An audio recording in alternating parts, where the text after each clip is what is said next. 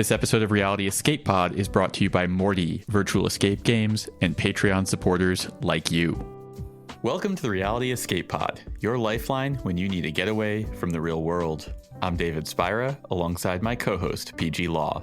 Together, we're exploring immersive gaming from all angles, and we'll be joined by guests who really know their stuff.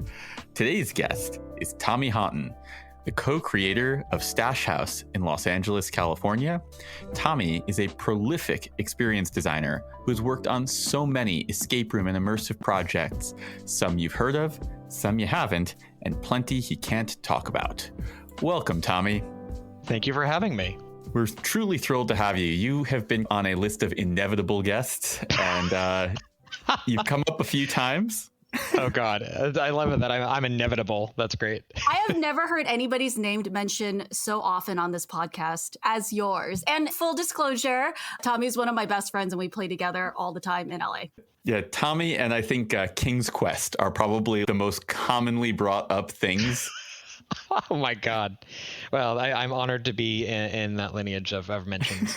Tommy, one of the paradoxes of your life is that you are an introvert's introvert, but you are also arguably the best connected creator in the US immersive scene.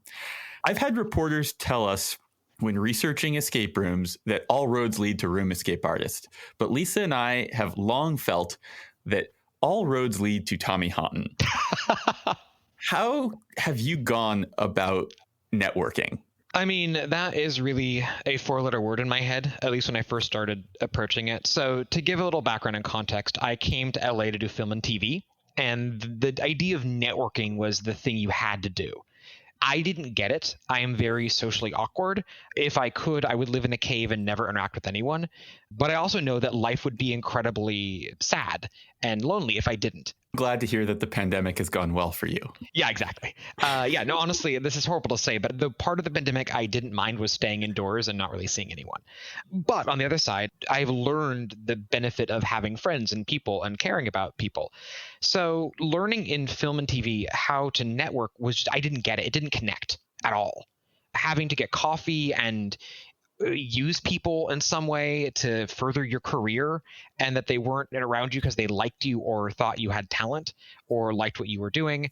I tried it a bunch. And at one point, Don, who became my co-owner of Stash House, we had hundreds of meetings around town trying to sell scripts, and we had agents and managers and kept failing upwards, and we were meeting people. And I just did not get the schmoozing, the parties, the going out for drinks, and our career suffered from it. Don is a consummate networker. He can meet people. He's amazing. I am terrible at it. So long story short, I ended up working at Disney. I was miserable. Writing and just trying to make it in the space. And what changed everything was meeting people who made escape rooms and doing immersive theater. And to me, I was just insanely curious about them and what they did. And at one point I realized, talking to these people, that's networking. I don't have to sit there and figure out ways to quote unquote use people. To me, it was playing kind of on hard mode, in that the people I was talking to, I actually had to kind of care about a little bit and be interested in them and want to see them succeed. And so after I was fired from Disney, the only thing I could possibly think of doing was not wanting to go back and do what I was doing. And so the only road out was through other people, just connecting and learning what this industry had to offer. And it was very, very early. It was just me seeing, oh, cool, this person does something interesting. I want to talk to them. And I would email that person and say, hey, you do something cool. I'd love to buy you a coffee. And so to me, it's still the fear of, like, if you look at a car that's coming towards you and you don't get out of the way, that paranoia and scared that you're going to die. That's kind of how I feel talking to people. I've gotten really good at ignoring that feeling and knowing that it's not going to kill me, but it's still there. It's still, every single time I talk to a person, it requires the biggest effort. But I've gotten really good at having tips and tricks to avoid that fear. And part of it is just, again, being insanely curious. And so, yeah, it just happens to be whenever I see a project or a person or a thing that interests me, I just want to reach out to say hi and how I can help support. And most people think I'm full of crap when I say that. But in reality, I mean that. And I've done crazy stuff, from helping people I barely know move to like recording stuff or doing presentations with people. I'll do whatever, because I do want to see this industry succeed and people who are talented and cool succeed. And I just did that for 6 years. And that's, to answer your question, why. It reminds me of something that a friend of mine, Adriana, she was kind of a mentor for me very early in my career, had told me when I was dealing with a similar struggle, which was that networking is just socializing with purpose. I like that. That's a really, I mean, I wish I had known that 7 years ago, but I love that. Yeah, it was really helpful. I think, Tommy, what you're really good at is when you network with people, you are really good at your follow through. So a lot of times people will meet up. Oh, we should get together later. We should play a room. We should do this. And they don't. But like, I feel like you're really good at reaching out. Hey, remember, let's play that room that we talked about. So you're really good at that follow through. We interviewed Chris Waters, and he told us that you reached out to him, and he's like, I thought there was some kind of secret cabal, like a secret puzzle society, because you were like, we've been curious about you. And he was like, who's we? Like, what's going That makes on? me sound so awful. I mean, no, it's just like awesome. someone sent me a message saying, do you know anything about this? I'm like, no, cool, I'll reach out. That's the thing is, to me, it's like, I have no shame in like just wanting to talk to people for no other reason, just learning what they're up to and how I can help. And I don't know, people may call me on it, but like genuinely, I like helping people. And it's really because I wouldn't be sitting here if people didn't help me. Marty Parker, kind of the Johnny Appleseed of escape rooms in the early days with Trapped in a Room with a Zombie. That's a very good way of describing him. He was a very early mentor to me. And it came because I played his game in LA. It was basically the first one out here. And I messaged him and just said, I would love to help or do anything. And he was the first person in this space to take me seriously. And we had a phone call and he was like, yeah, I would love to work with you. And he taught me so much and is one of the sweetest people in the space. And he did a lot for just giving me the confidence to realize that I actually had something to share in the space. And that took him, a couple hours out of his life to really spend an email, a phone call, some follow-up phone calls. That's it. And the impact it had on me was huge. And if I can in some small way have an impact on someone in a positive way, I owe it to other people because someone did it for me. That's the other thing I noticed is that I've also met several people that when your names come up, they always refer to you as like their mentor.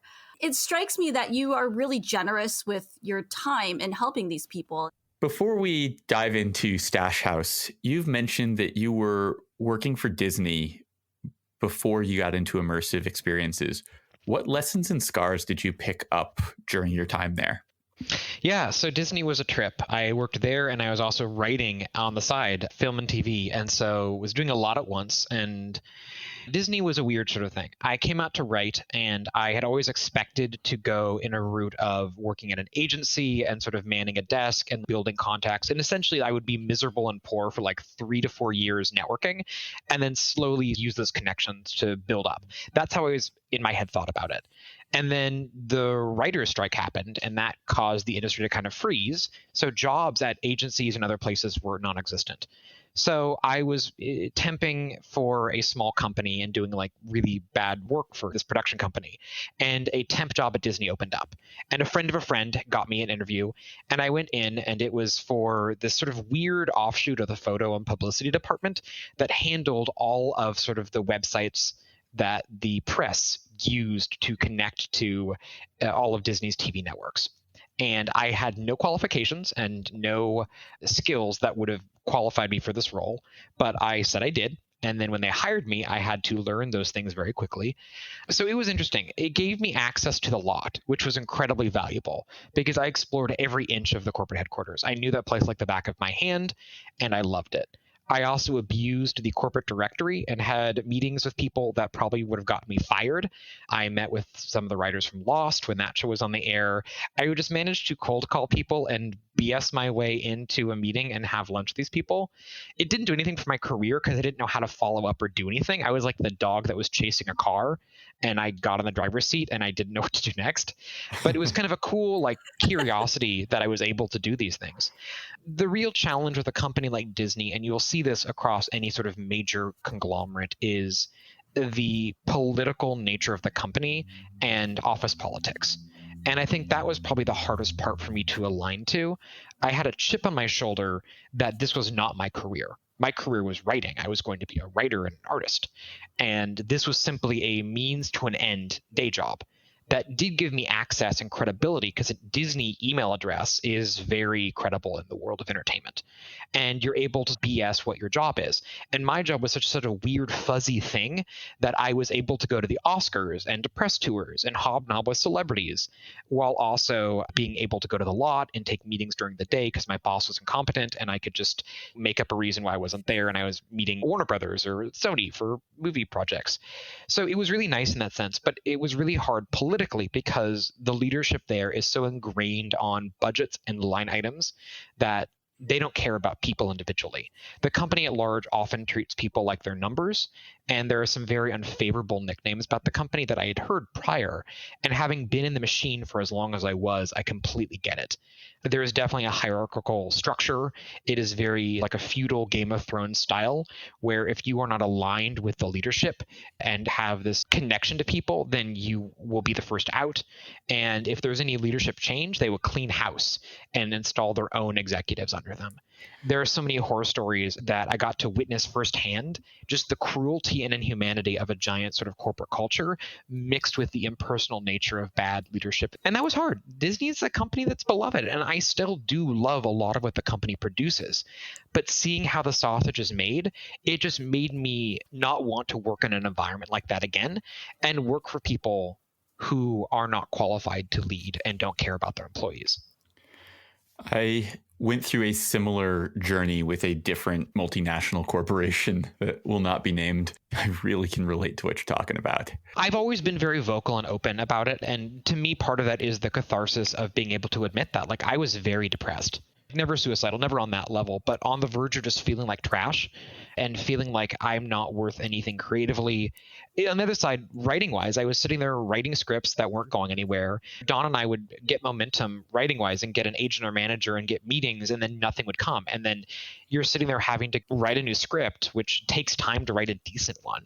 And so my excitement of always leaving the job would crest right before a project would go out, and then it wouldn't sell, and then we'd just be like back at the bottom again. And yeah, at a certain point, I just felt worthless. And I hate to say the company traffics in making people feel paranoid and being grateful they still have jobs, but it does. And I hated it. I didn't like myself.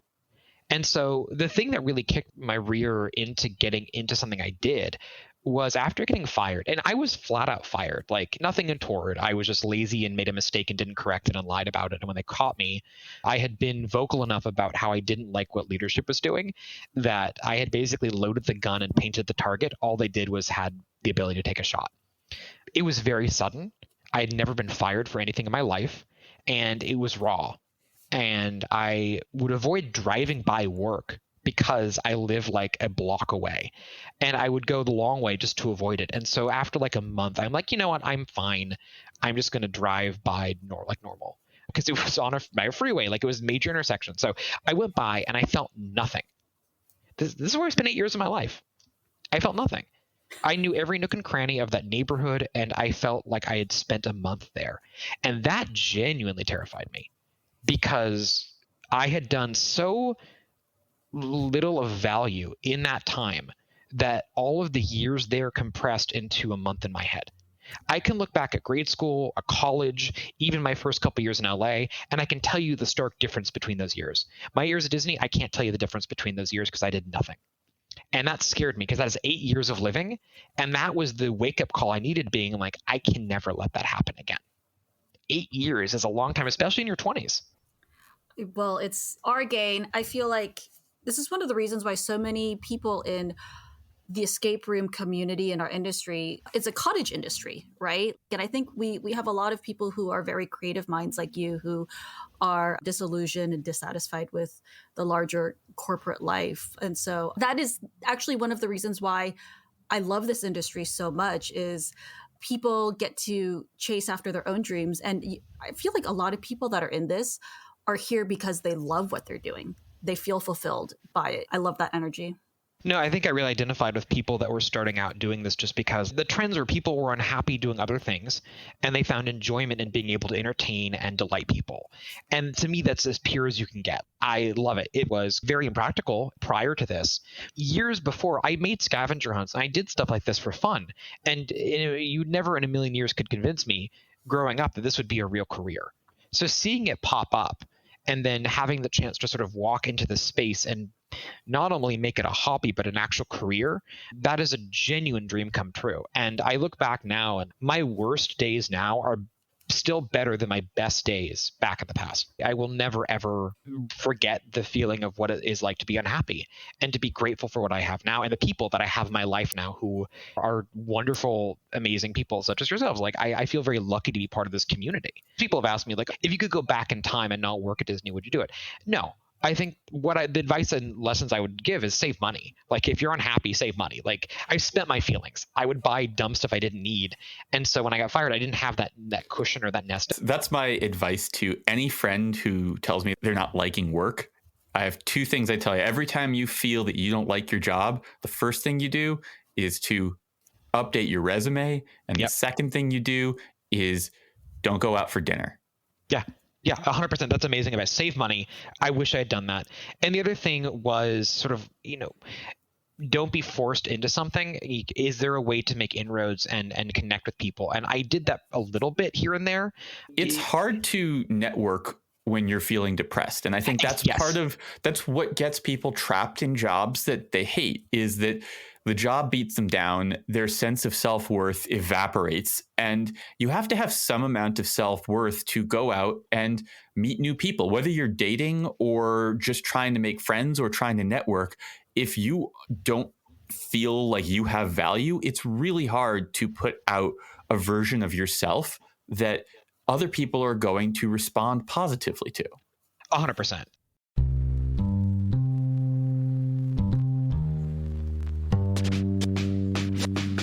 We're taking a moment to thank our sponsor, Morty. Morty is a free app for discovering, planning, tracking, and reviewing your escape rooms and other immersive social outings. I believe in it so much that I have a stake in it as an advisor. Morty is always updating, and that's been true since it was in beta. And PG, I know you have a story about this because you have opinions about things, and you fired off many of them to Andy at Morty. David, I was so impressed with how responsive they were. I beta tested a very, very early version of Morty, and when I'd finished playing around with it, I replied back to Andy, one of the founders, with an entire laundry list of features that I wanted to see implemented. So I had a whole list of all these, my dream features. If I was designing an app, this is what I would like to see.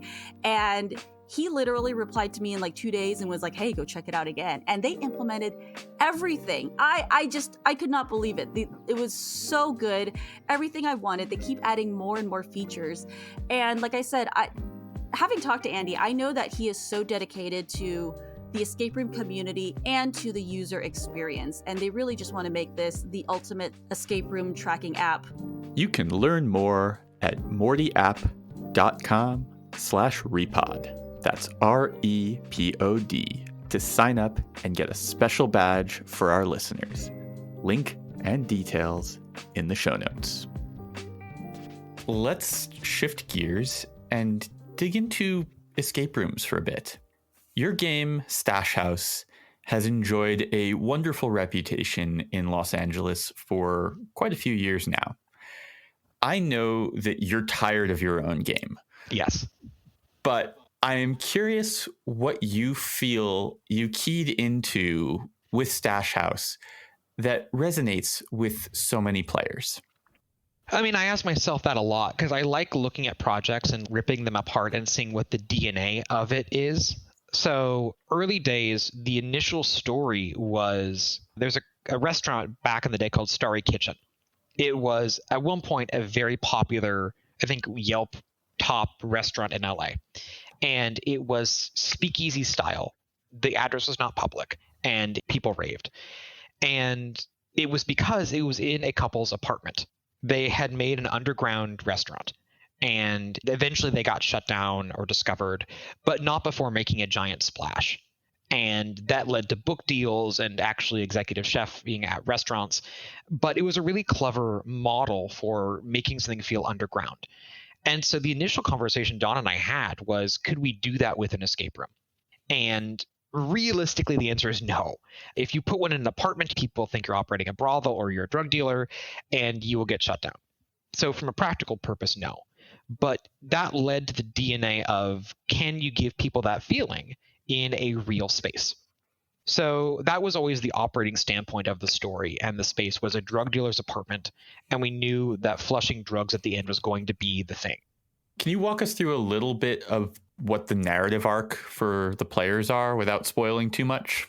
Yeah, so with Stash House, the premise is that Ray Jones is a local Koreatown, which is the neighborhood in LA we're in, entrepreneur, and you've been invited to come to his apartment.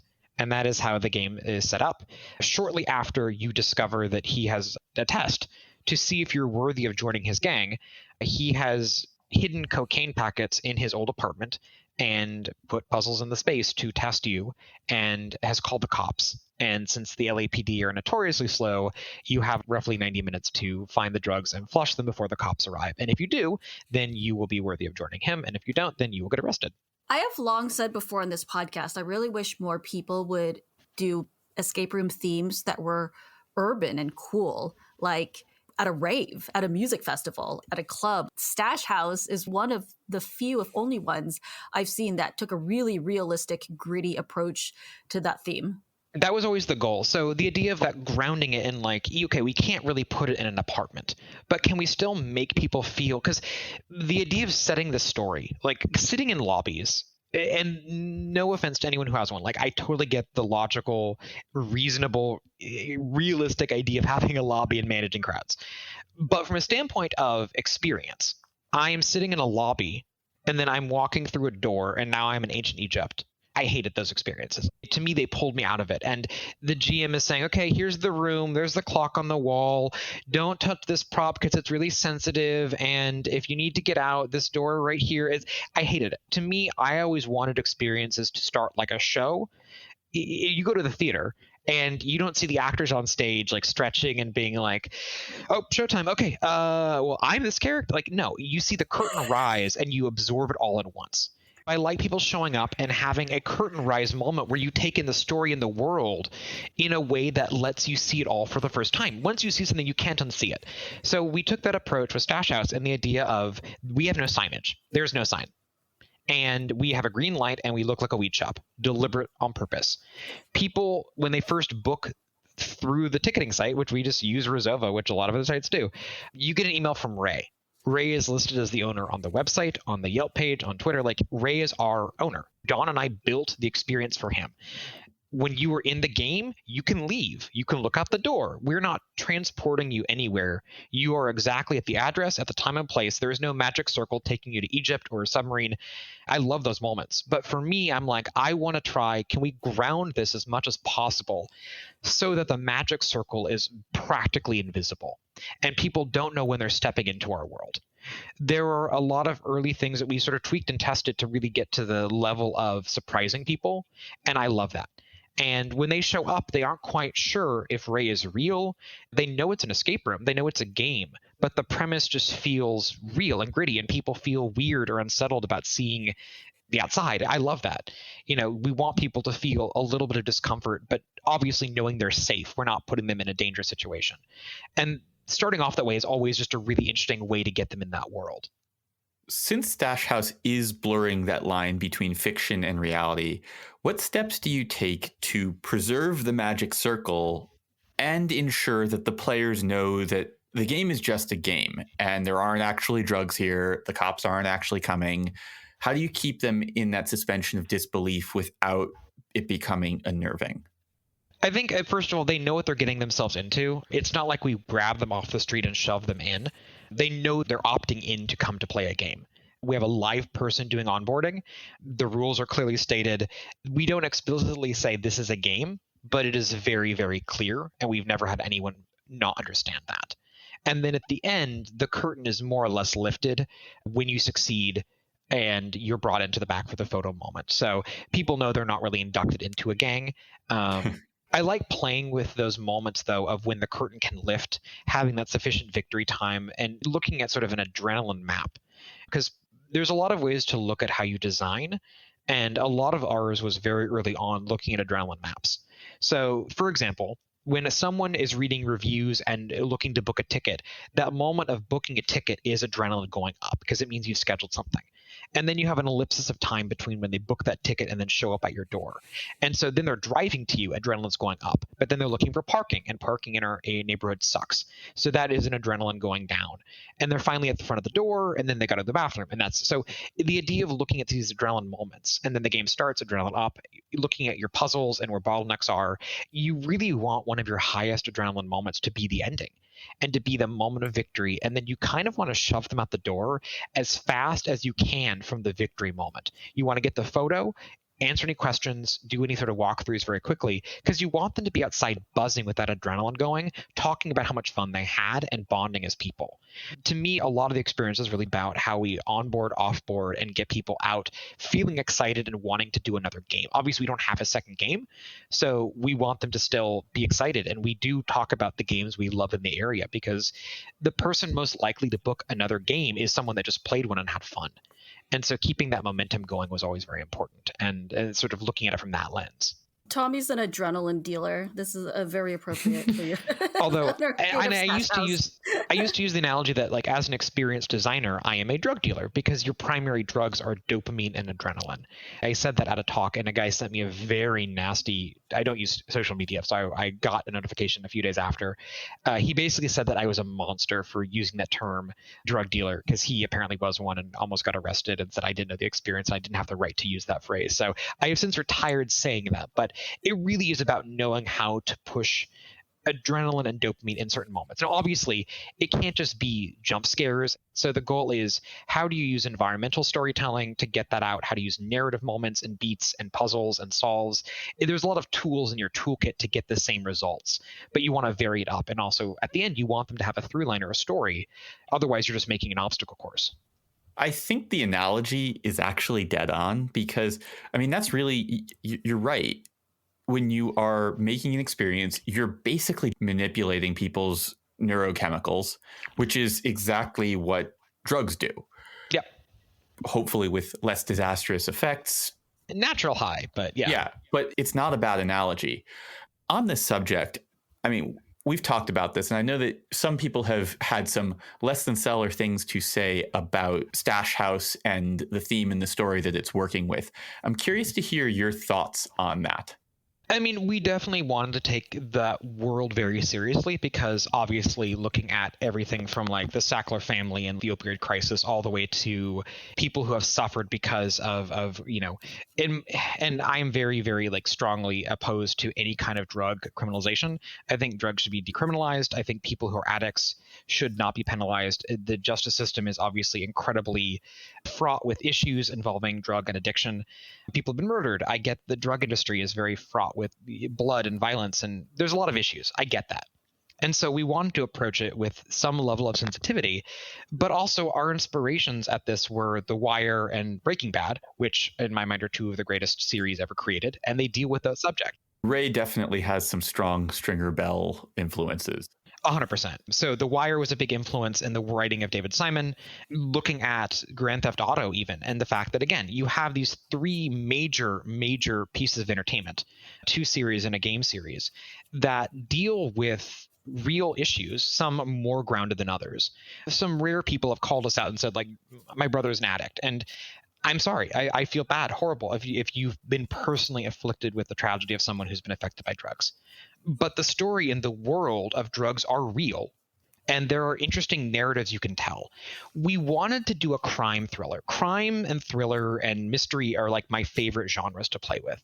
And the idea, okay, we're playing with crime. Well, what is the crime? In my mind, murder is hard to get into unless you're doing a murder mystery. If you're doing any kind of grisly murder crime scene stuff, to me, I actually have a really strong aversion to violence. I am a huge animal lover. I grew up playing games, and you'd think that would desensitize me, but I think, even more averse to physical violence now than I ever was. So I didn't want to deal with violence in any sort of form, at least having to commit violence or see the immediate aftermath. I didn't want to deal with sex crimes or anything in that nature because that just gets very icky and a lot of problems. And again, subject matter. So it's like drugs are kind of this weird space. There are tons of films and stories about drugs. Pulp Fiction, Traffic. Look at Oscar-winning films that align with the drug world and the world of crime. And not to say that means it's right, but it's a realistic thing that affects people that also, in my mind, has a lot of interesting stories. You're dealing with people that are struggling with greed and betrayal, and that just felt like this sort of area that could also align with an LA story. We wanted to tell a story that was very specifically LA set. So David, earlier you asked, like, what's the DNA of what made Stash House memorable? This is a game you could only play in LA. You can go play a bank heist or a jailbreak. What is a storyline that is just direct to you? That is, you see the title and you're like, oh, that sounds very specific. So Stash House was originally the name of the room. We had some generic like lockbox as a company, but the more we sat and looked at the thing, Stash House was such an evocative, direct title that this makes sense to create a thing that embodies it well. So I think the name actually came before we had the full game flushed out, but it's really about playing with what's unique. So it's taking the crime and drug world and trying to do the same approach that, again, Grand Theft Auto, Breaking Bad, and The Wire did. It is a dark story with real characters that has a splash of dark humor in it. And that was sort of always our goal, was to have moments of levity and gritty reality sort of dancing in the same space, but always in the proper ratio and in a way that, again, was not trying to make light or be disrespectful to people who have been affected negatively, but to also take people on a journey.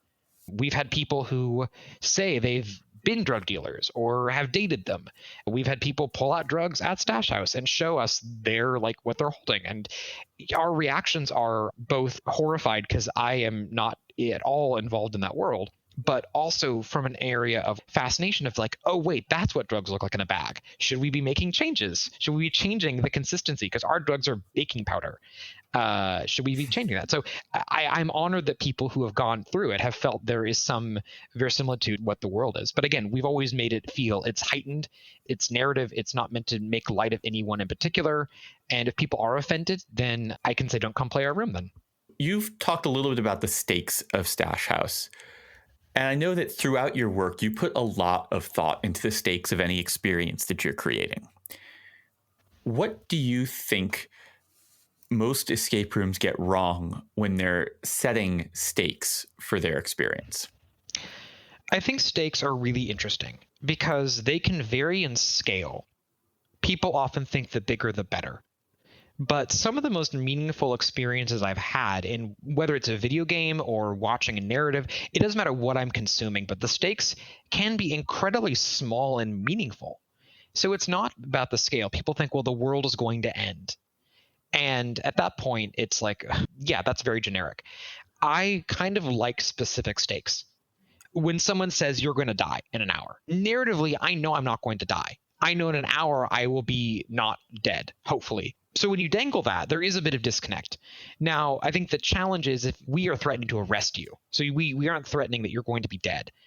But the threat and the looming threat can build up in a realistic way if the sequence of the narrative and the escalation of that threat is reminded to you throughout the experience, and the space keeps changing and evolving to get you that adrenaline pumping moment at the end. That's really cool. But to me, I actually find smaller stakes or more personalized stakes. So the difference is I'm going to kill all the people in the world, or here's a character that we've introduced you to who you really like, and this person in an hour is going to be executed if you don't do this.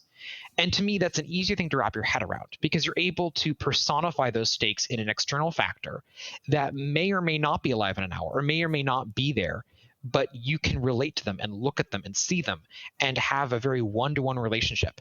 So it's ironic that bigger stakes tend to mean you just sort of roll your eyes because giant stakes are everywhere. Every film and every game seemingly has some giant like repercussions. But I find really personalized or synecdoche taking a small piece and using it to represent the whole. So instead of saying all of humanity is going to die, it's like, here's a cute little girl who, oh no, the world's going to end. Well, Susie's going to go. It's a lot easier to look at that individual character and be sad if that character is taken away from you versus saying all of humanity. It's sort of like people respond, and you see it on the news, people respond more to an individual being murdered than to the concept of mass murder happening somewhere. Right. And that is a part of humanity. Like human beings in general, we are black boxes built to survive. And it's hard to explain why humans respond the way they do. It's just the way our lines of code in our brain work. But there is something about, to keep the topic light, looking at something like genocide, like the Holocaust, and the idea of our brains cannot comprehend the mass tragedy of something that big. But when you're able to go to a memorial or the Holocaust Museum, and what the museum in DC does so horrifically but brilliantly is being able to, when you walk through the museum, you're given an individual card featuring one person, and you will learn about their specific journey. And at the end of the museum, you'll learn whether or not they lived or died. It is taking a single individual character or story or person and humanizing it and being able to pull away from the idea that our brains get paralyzed, taking in massive amounts of data. Whether it is something tragic or something even delightful, large numbers make our brains hurt, and we shut down at that. So when you try to make a story meaningful or trying to convey the true scope or scale, sometimes breaking that down, ironically enough, can give you a better piece of the whole. I completely agree. I think that so much of the escape room medium, you can't convey a lot. So you need to go and lean on what people already know, the stuff that's already in the culture and will resonate with them, as well as stuff that will just resonate with humans in general. So I think that the more personal you make the experience, the better. It's sort of John Wick avenging his dog rather than stopping a terrorist who's going to blow up the White House. No, I mean, you're right. It's personal stakes. And I don't mean to say when I speak of genocide or larger topics, I don't ever want people to think that I'm trying to be insensitive. It's just really in speaking about how you connect with human beings in a story context, like human beings as a framework for conveying information, is hard to break down specifics of how human beings operate. But on the storytelling level, you're right. Being able to break down a larger set of data and connect with what people have resonate with them is really smaller stories, even if they're reflective of a larger one.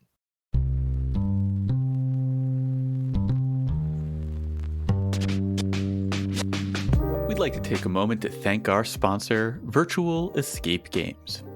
Virtual Escape Games specializes in virtual team building adventures for teams anywhere around the globe, 24 hours a day, 7 days a week. I love playing virtual escape rooms, but if you're anything like my group of friends, a lot of times we like to play last minute or late at night.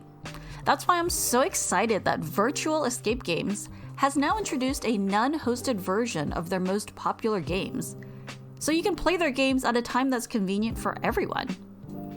They have a ton of fun, nostalgic themes from different times in pop culture history, like 80s workout video, Y2K cyberpunk, or 90s summer camp slasher movie themes. These games are the perfect introduction for beginners to puzzle games, and I think even experienced enthusiasts will have a lot of fun playing this. For non-hosted games, 1 to 6 players, you can get 20% off using the code REA20.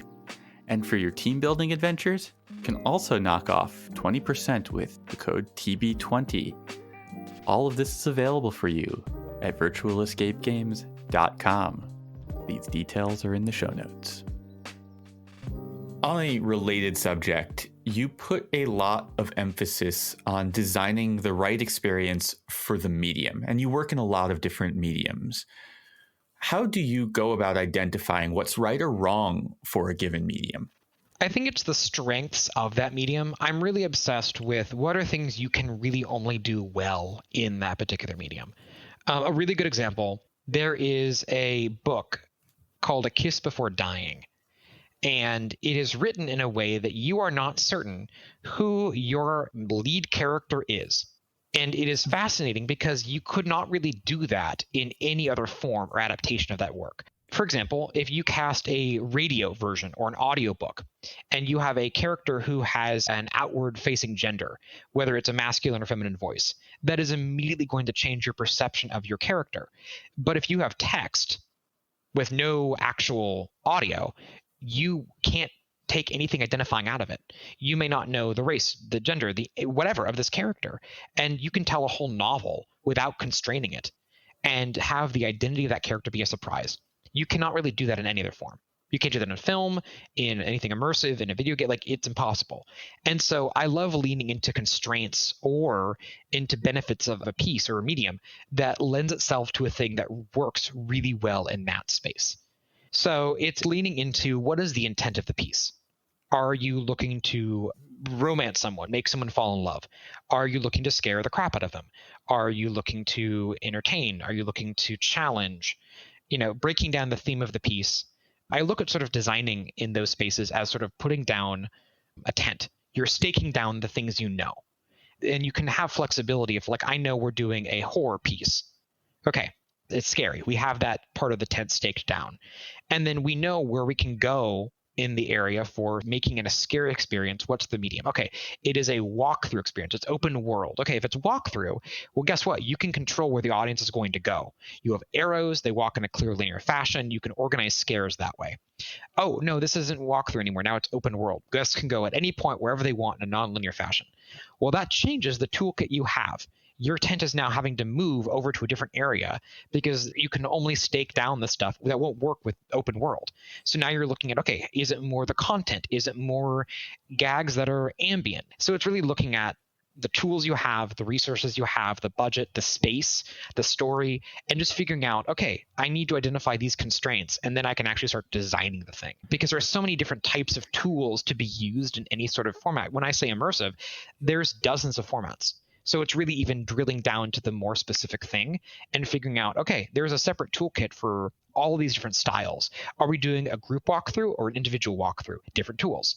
I really like drilling down whether it's working for a client or even working for myself, identifying the things I have control of and the things I don't. I know it's going to be in this space. It's this big. I have this budget. Okay, cool. I now have those limitations I need, and I can actually begin designing. I truly agree with this. And I think about it in terms of like adapting a novel or a comic book to film. If you take, for example, the novel Good Omens, which was written by Terry Pratchett and Neil Gaiman, the novel has a lot of footnotes, which are basically commentary by the main character throughout. These are handled in the Amazon series adaptation, which was quite enjoyable. They're handled in voiceover, which it's inherently part of film and filmmaking, but it doesn't feel special in the way that it felt special in this novel, because it's just not something that was normally done. It made the way that it was written stand out, whereas a voiceover doesn't stand out as anything special. Everything has voiceover. Sometimes it's weird when there isn't voiceover. Tommy, I know you've done some interesting things within a medium as well. Like, I remember you telling me about a business card that have with a puzzle on it. Can you talk about that a little bit? Yeah, I mean, early days, Stash House took us a lot longer to build than it should have because we didn't really know what we were doing. And then, we figured it out because it was putting into practice a lot of ideas. And it was credit card and our own money, mainly tons, and time. We didn't have a lot of expertise and money to hire the right people. So it was a lot of making mistakes and begging for favors. So in that ensuing time of building, there is different like mixers we were invited to go promote Stash House, even though it wasn't going to open for 6 months. So flyers are kind of the de facto thing people pass around. And it puzzled me why you're promoting a puzzle and game experience. Why don't you make the flyer a game? Why don't you have games and things on it? Now, I've seen some that have a riddle or two. Solve this riddle or solve this very small puzzle for a discount. But seeing ones in world, I'd never seen before. I think that's changed a little bit now, but on the whole, that had been very foreign. So I basically was like, okay, there's a meetup happening in 3 days. Can I make a business card for Ray and make a puzzle that when you solved it, it would add you to our beta test list? Because I was structuring in my head how we wanted to start testing, and we needed a lot of people. I have a very strong opinion about testing and iterative design that just needs lots of bodies to go through in your different phases.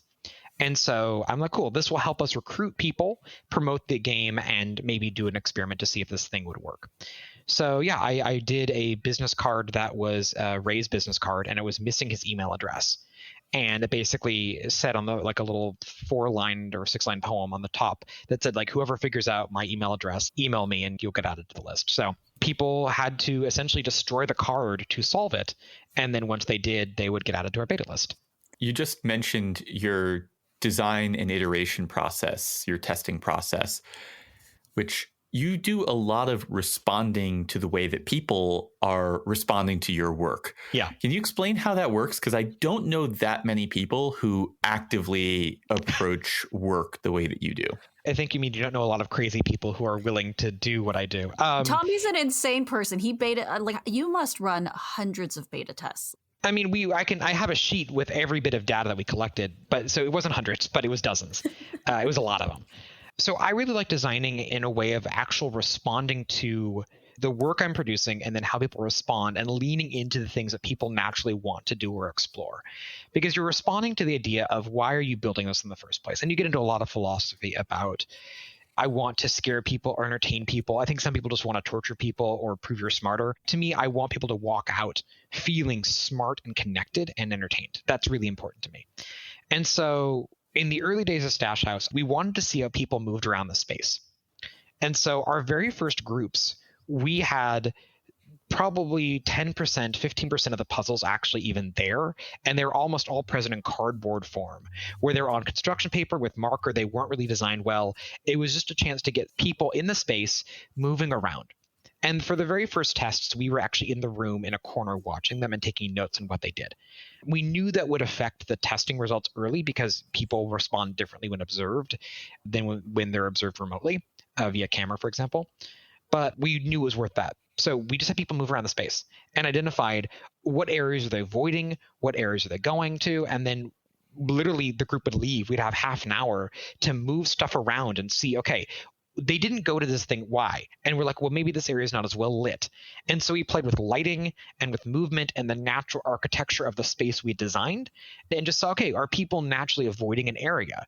Are people naturally going back to an area? And what are areas people are going to explore first? So we played with color, with lighting, with movement, with placement, and that was all very valuable to see. And so people naturally, because of the layout of the room, would go to a certain area. Well, we're going to put a puzzle there because naturally people will discover that in a space they want to go to. People obviously respond to strong lighting. So that was just figuring out the placement and using bodies. And so it was a back and forth of building the room out, the structure of the space. And then once we were happy with that, then we began actually refining the puzzle content. And what was really valuable was it's not just about the feedback. Feedback is, to be blunt, pretty useless. People will give you feedback verbally from an experience, but they're only able to explain it from a human being as a fabulist. They are in charge of their narrative, and they will explain things as if they're in charge of every decision they make. Psychology, I studied in school. I love it. Read like David Eagleman's Incognito, The Secret Life of the Brain, these different books that will explain a lot about how we are creatures of impulse and have a really hard time actually being in full control of our reactions and what we do. Humans are very good at justifying their actions. They're not that great at planning and premeditating their actions. Yeah. And we're hairless monkeys that are basically evolved to live in the woods running away from tigers. And the fact that we live in concrete, complex cities doesn't change the fact that we're still these very primal creatures that are not meant to be thinking internally a lot. It's painful to think about why you did the thing you did. And it's very scary to realize you actually have very little control over a lot of the impulses you have and do. Your body makes decisions for you and locks them in long before you've thought about why you want to do something. So when someone says, I did X because of Y, yes, it is valuable to hear that, but that is only a small part of the picture. People bleed their data all over the floor, but you're only listening to the actual analysis of a person analyzing their own behavior, which is only a very small part of the picture. So we had people going around the room and we were watching where they went. Now I could say, David, when the game first began, what did you do? Tell me what you did. And you're going to narrate it from a perspective of you being active. I mean, I can tell you what I first did. I watched Errol on a stripper pole. That's true. That's true. I don't know if he took his shoes off before or after that, but yeah. But So the idea of watching people move around a space and then say why you did what you did, well, most people can't even tell you why you did what you did. Why did you get out of bed that way? A lot of impulses and things are much clearer when you have data of, well, okay, someone says they did X. That's great. It's helpful to hear if they were misclued. And that, so I don't mean to dismiss verbal feedback at all. It only gives you part of the story when, let's say, you say, I went over here for X, but you also have the data that that person's an anomaly and 20 people went over to Y instead, and you realize, oh, well, that area is darker than the other place. So it's having the data set of what are people doing. A good example, there was one particular puzzle that people kept giving feedback on that they did not like. It was one that involved you finding 2 bits of information. You would find one half in an easy to find area. The second half was in a harder to find area. People would find the first half very early, and they would look at it and think they had everything they needed to solve something. They didn't. They were missing something. Visually, the information, it looks like you have everything you need. I did not want to add one of 2. To me, that's not a very satisfying way of doing it.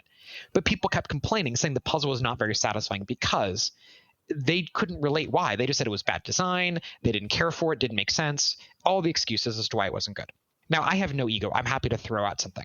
But I was curious because I noticed that people complaining were the ones that found part 1 first, spent time on it, a few minutes, would leave, find part 2, come back to it, and then solve it. Then I was like, well, what if there was a way to visually clarify you were missing something? So you didn't spend any time at all on part 1, knowing, oh, I'm missing something. So instead of putting one of 2, we still gave people half the info, but aligned it differently. So when it was cut in half, actual letters and visually stuff was cut in half. You knew you were missing something. The puzzle was the exact same. You added implied usage. Yes. And as soon as we did that, the puzzle went from being the most disliked to being the most liked. Had we listened to the verbal feedback alone, we would have tossed that out. But having looked at the data, people that complained about it were the ones that had frustration with it and didn't understand or couldn't articulate their experience with it very well. It changes that. Yeah, and this is, I've said it before, I'll say it again. When I design things and when I'm testing things, I record people using it. I record their facial expressions. 1,000 times yes. Because you can see when somebody is frustrated or angry or happy or sad or joyful. Whatever it is they're feeling is on their face. And then the feedback that I ask for is either to clarify the moments that I saw in them or to ask them for feedback that I know they want to give because they feel they need to give it. Feedback is such a challenging thing, and you nailed it. Like, it is looking at both data sets together, the verbal feedback and the data that's behind, and combining them to a bigger picture. Because really, you're wanting to make an experience that people have chipped away at the rough edges, and there's no way to design around it. You have to test. And so for me, it's about testing right is doing the big picture, and every time you refine and refine until the changes get smaller. So we didn't invest in any permanent painting or actual technology at all until we knew the placement was good and the puzzle worked. And then we would actually go to the step of locking it in. And then from there, it's about testing and refining with not people who are invited, but real people. And that's just opening. So we considered our first month a soft launch because, you know, David, you and I have talked about this, that the best and most honest testers you will ever have are people that don't know you, who are paying for the service. They are treating it psychologically like a true customer. One of the big mistakes that I see people make is assuming that even if you don't know your beta testers, in most players' cases, whether they're paying for it or not will affect the way that they are taking in the experience. Unless they're like me and just can't even keep track of what I'm paying for versus what I'm not paying for and just kind of stopped caring, it's genuinely hard for most people to go and differentiate between the thing they got for free versus the thing that they spent the money that they worked hard to earn on. And so that's your final step. In my mind, we were not done designing until after a month from opening. We would analyze every game, watch how people behaved. We would talk to them afterwards and just keep updating and tweaking. Again, not making massive changes, but again, smoothing it down to the point where changes are small. We would still have our staff write down suggestions, or if they noticed anything that they were seeing with fresh eyes. That's just really important to consider. The thing is not done At some point, you just have to abandon it. In my mind, Stash House has a lot of things that I want to add or change or tweak from what we originally had. But at a certain point, you can either spend that time repolishing the thing over and over again until you've essentially rebuilt it, or you move on to the next thing. I think Saturday Night Live has a really good analogy in that the sketches are not done because they're done. They're done because it's 11:30. It's time to go on. And having a natural deadline or limit for when you feel it's good enough, and obviously if anything egregious happens, you want to keep it in good repair. And if anything egregious is popping up that is blocking people consistently, then you want to address it. But at a certain point, if the hints you're giving and the issues people are having are sort of scattered random noise, then you move on and go to your next thing.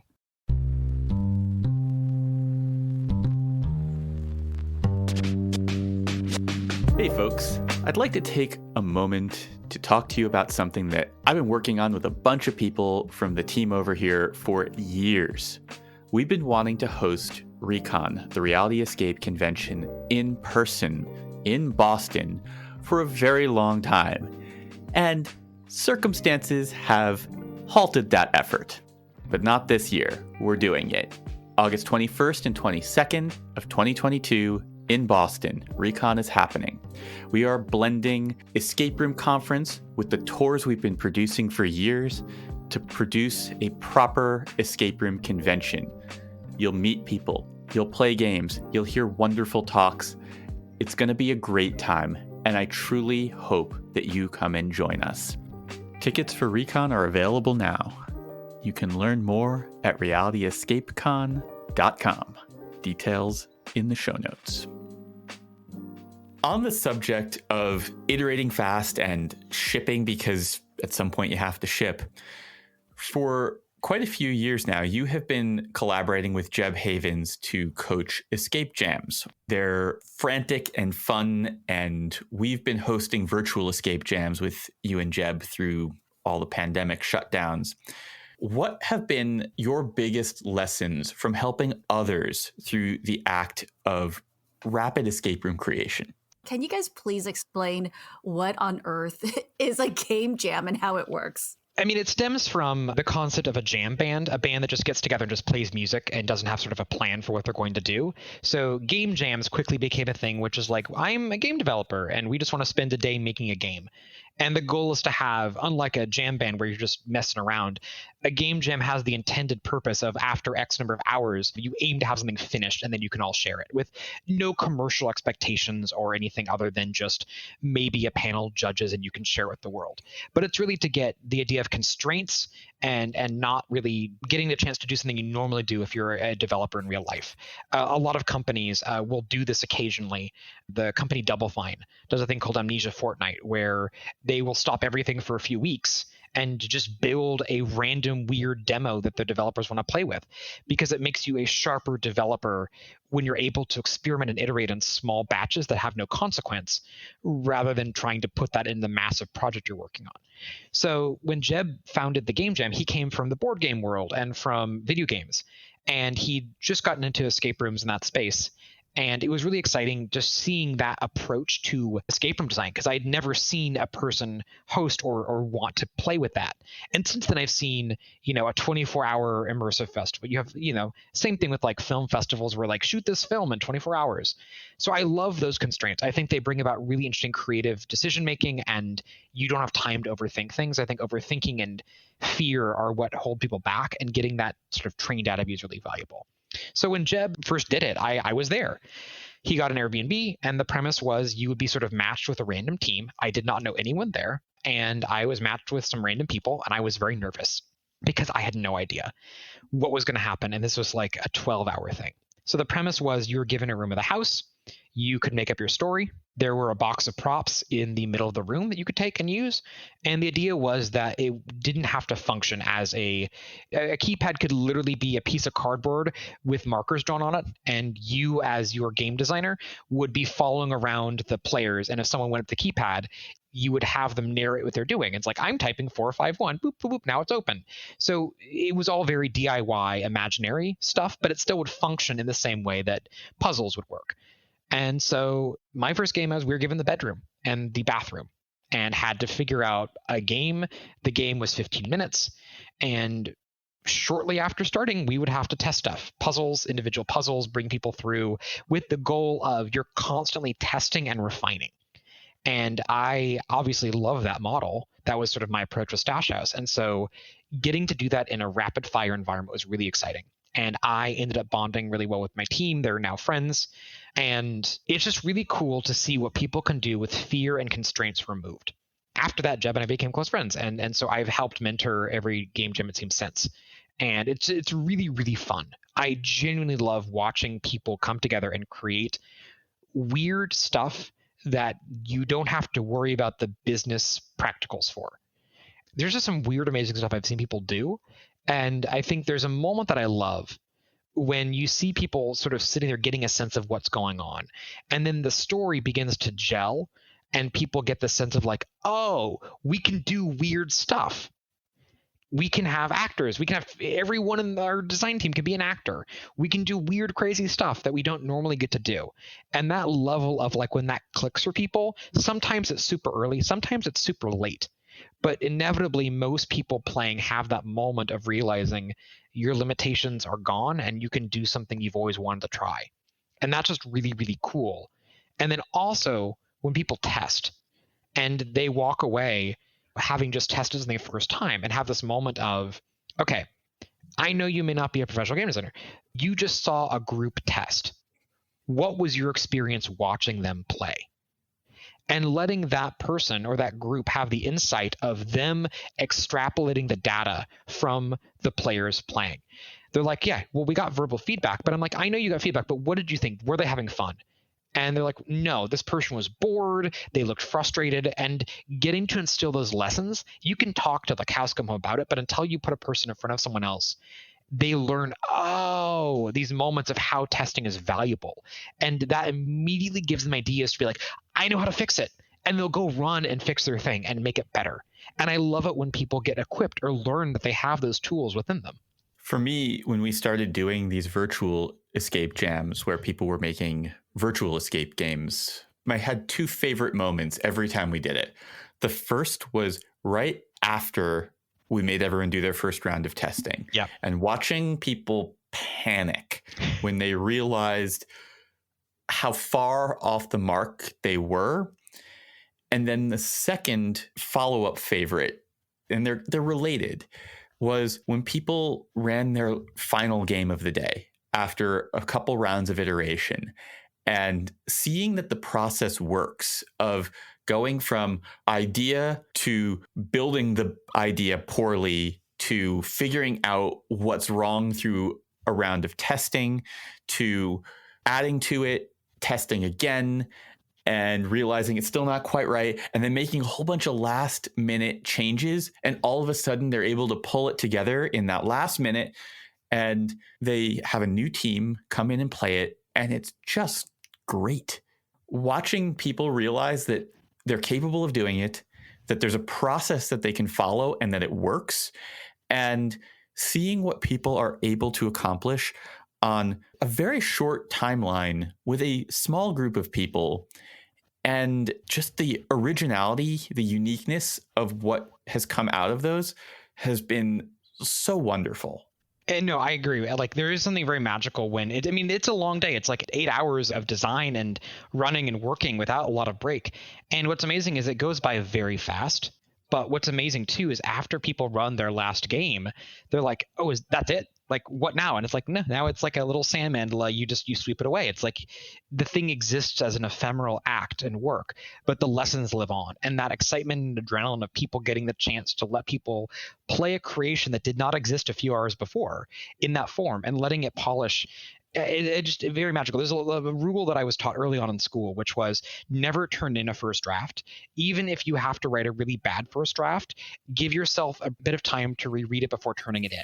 Because at the very least, turn in a second draft, you have an ellipsis of time on. Human beings naturally want to be lazy. And so if I can find a reason to put things off until they're due, I will do it.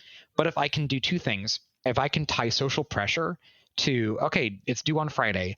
If I have someone read it or test it and schedule that for Monday, it forces me to have something probably very bad done by Monday. And at least I will have between Monday and Friday to actually make it better.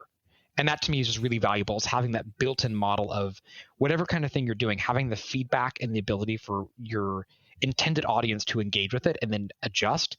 And this just instills that in every aspect to hopefully lay people as well as professional designers. I'm right there with you. Tommy, what comes next for you? Good question. Most of my life is under the blanket of NDAs, which is really fun. I feel very lucky in that I get to work on really, really cool stuff, but it also kind of sucks because I can't talk about it. And in my mind, I always like having a personal thing or two.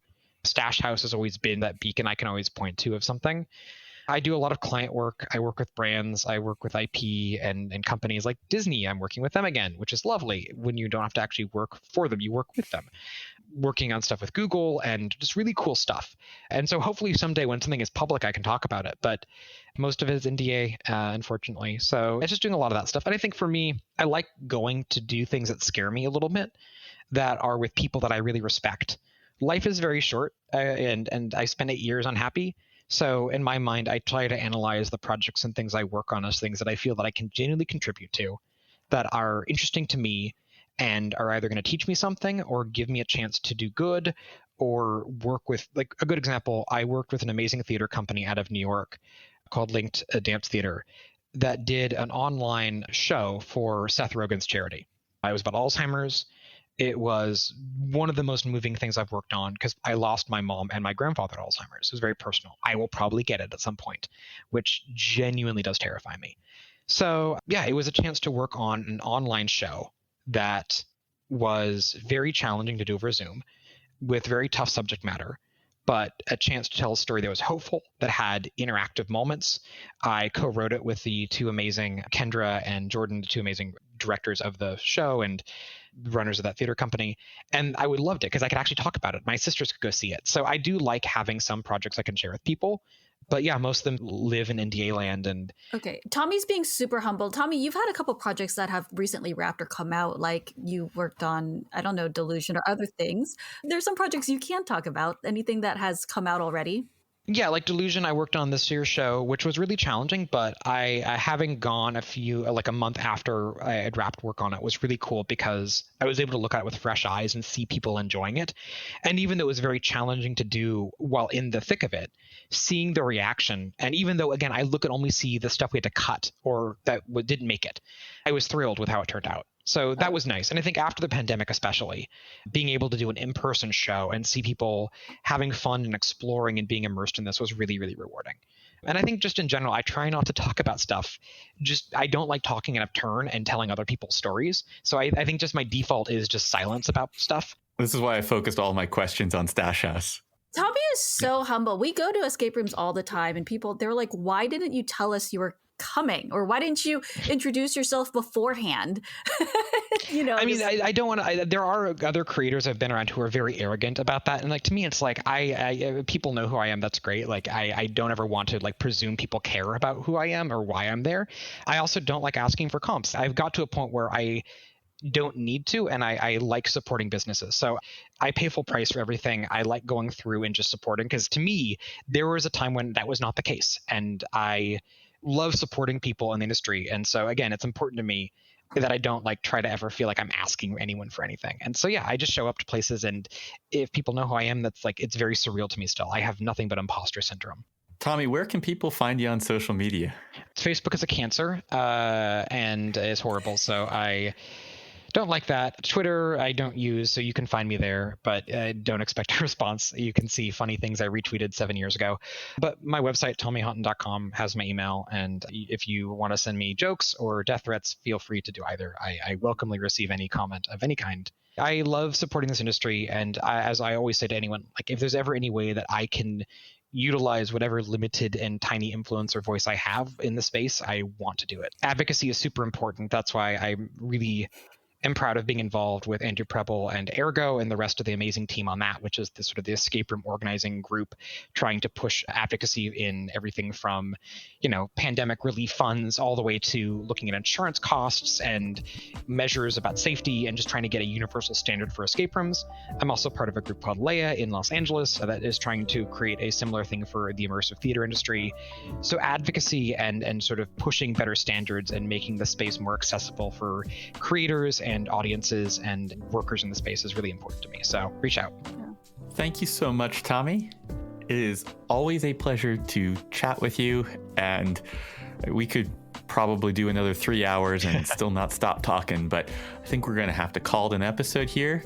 Tommy will be joining us for our Patreon exclusive episode where we will be digging into all sorts of other stuff. So hopefully you join us over there. The Reality Escape Pod is produced by Lisa Spira, edited by Steve Ewing of Stand Inside Media, and brought to you by RoomEscapeArtist.com, your home for well-researched, rational, and reasonably humorous escape room and immersive gaming content and events. I'd like to take a minute to talk to y'all from the heart. PG and I put a lot into making all of these episodes, as do the team that is off microphone. My wife, Lisa, Steve, our editor, put a ton into producing this podcast. All of this is made possible because of the support from our Patreon community. That financial support allows us to invest in the production value of what we're making and allows us to inch our way towards making this into a proper career. It's hard to monetize content these days, and our Patreon community really does allow us to do that. And we're really trying to grow. So we put out extra bonus episodes for our patrons. We have a spoilers club for higher level backers. We've got a Discord chat, and we're always adding new things to the mix for our patrons. So if you love what we're doing, please consider supporting us. It means more than you could ever imagine. And you'll get a whole bunch of extra content too. Thank you again to all our patrons. If you aren't one, I hope you become one. Speaking of our Patreon supporters, I want to take a moment to thank some of our highest level backers. This podcast would not exist without your support. Thank you so much to Breakout Games, Derek Tam, Jonathan Driscoll, Byron Delmonico, Paula Swan, Rex Miller, and Scott Olson. Thank you so much for your support. So when we first began building Stash House, we have a gate that comes down, and it would often get tagged, and it's annoying to have to repaint over that. So when we were decorating Stash House, we were looking at every environment or every area you opened up was thematically tied to a different area of LA, meant to be visually very different. And we were struggling on what the final room would look like. It was the bathroom, and it was the moment of tension where you're flushing the drugs, you've been going to the space. So finally, it was like, well, what if we make this bathroom dingy and dark and just gritty and resemble the neighborhood? And what if we just have people tag it? So the question came up of, well, how do we get people to tag the bathroom? They seem to have no problem tagging our gate. So I did two things to see if it would work. I put a sign outside basically saying, hello taggers, if you wouldn't mind tagging our bathroom. And I put a Craigslist misconnection ad. We got responses. We got a lot of them. Most of them were young, under 16. They came in with everything from spray paint cans to paint pens, and they tagged our bathroom. We said the only thing was nothing profane and nothing vehemently anti-cop, because we didn't want, again, to start any kind of horrible sort of messaging campaign back and forth. So as long as it was neither one of those things, they could write whatever they wanted. And so for a half a day, people kept coming through. We offered them pizza and drinks. They left their tagger names, and we learned a lot about the tagging world. This sounds like entrapment. Well, yeah, people were nervous, and they showed up, and once one person or two people vouched for us, more people showed up. And what's funny is, after that moment, our gate didn't get tagged for, I think, almost 2 years.